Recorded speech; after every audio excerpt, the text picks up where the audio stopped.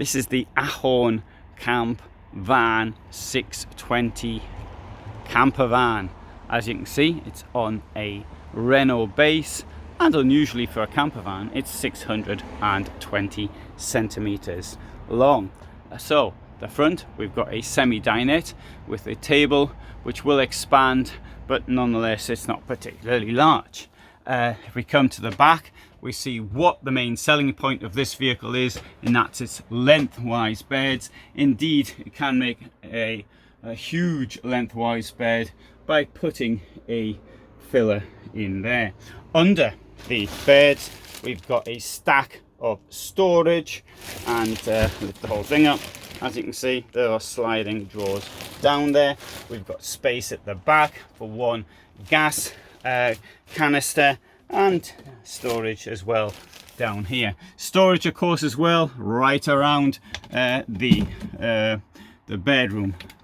Also, the kitchen is extremely attractive in my opinion, although one might question how effective it is in a vehicle of this size. The gas points have been placed very far apart, and down here we've got a particularly nice deep sink.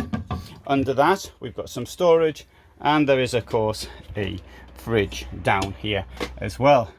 Access to the washroom is via this sliding door. So there's the toilet, got the shower on the other side. Currently it's got a towel in the bottom. The point of that is it's to stop people damaging anything inside with their shoes when they're coming to visit this place. And here we've got a sink as well, comes out like that. Friend bought one, he thinks it's great.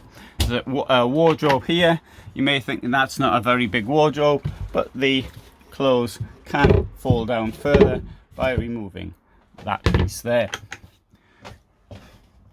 It also comes with a mosquito screen, which in a Renault is curiously enough quite difficult to place when compared to vehicles like the Fiat Ducato. For something like this, you're looking around 65,000 euros. So I wanted to do that in under 3 minutes. I think I've done so. There's a video with more details, and there'll be a link to it below. Thanks for watching for the moment, and all the best from me in Germany.